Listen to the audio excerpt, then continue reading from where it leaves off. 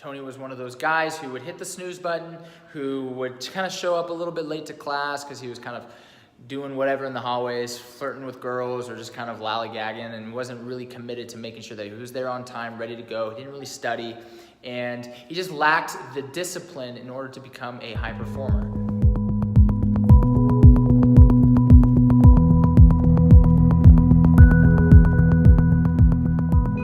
Growing up in high school, there was a kid named Tony, and he was a pretty big influence on me because he was really good at sports. So he played football and he ran track, and he was great in both. And looking back, if you were to ask me back then, I probably would have told you that he was going to become a really high caliber athlete, play college, maybe even go further than that.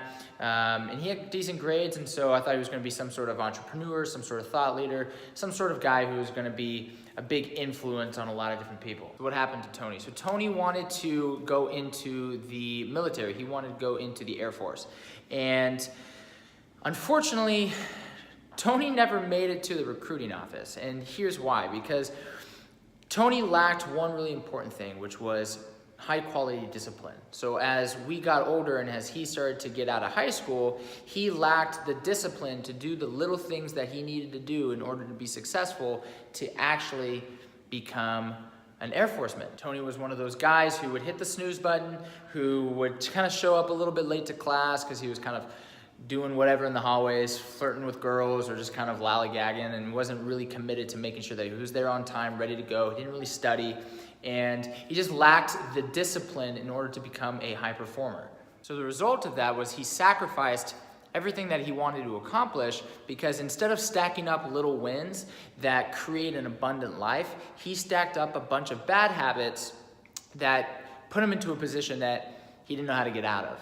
He didn't have the discipline to change all of these habits that he had accumulated over years of poor decisions. And now I think he lives in a trailer park, and he's super out of shape. He definitely can't do the things he wanted to do, and he definitely didn't join the Air Force. And it wasn't because one drastic thing changed his life. So if you think about it, it's really not one thing that can drastically change the trajectory you're on. So besides dying, where you literally can't do anything else, or murdering somebody so you throw your ass in jail for the rest of your life, there's really not one thing that can drastically change your circumstances overnight. It's the accumulation of either good decisions or poor decisions that that puts you into a position that you're either a really big fan of, or it puts you into a position that you're not a big fan of. The only difference between those two people are the decisions that they made to get there. Now that story can be twisted for really any person, right? So whether you're a business owner, or in people that I deal with, individuals who want to get in amazing shape, who have never been in amazing shape, who have fallen out of great shape, they have put themselves into that situation not because of one scenario that drastically changed their circumstances. It's the accumulation of poor decisions that put them into a scenario that they don't like.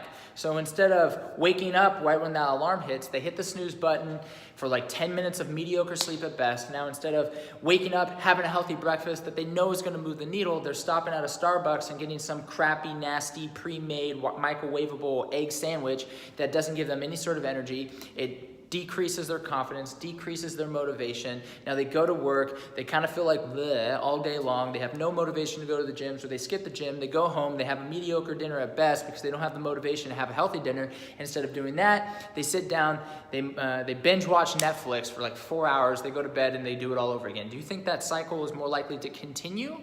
Or do you think that they're just going to be able to drastically flip the switch the next day and do something totally different in a positive manner? No, the cycle continues, right? So if you want to start getting in amazing shape, you have to start stacking wins, little tiny wins on top of each other in order to create an abundant, happy, healthy, strong life for yourself. So instead of hitting the snooze button, stop hitting the snooze button. Get up and dominate your day and make a healthy breakfast, because it's going to promote a healthy you for the rest of the day. It's going to give you motivation. It's going to give you confidence. It's going to make you feel great and have sustainable energy. So if you want to feel all those things, it comes down to one decision.